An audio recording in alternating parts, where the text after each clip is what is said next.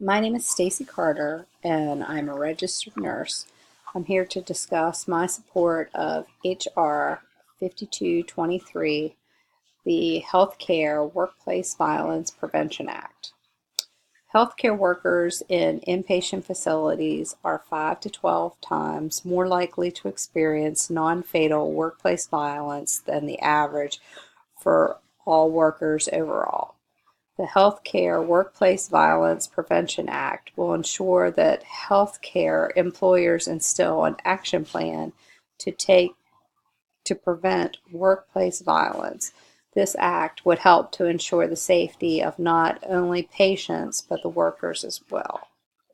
As a nurse and a registered voter, I would like to recommend your support of H.R. 5223, Healthcare Workplace Violence Prevention Act of 2018. Thank you for your time.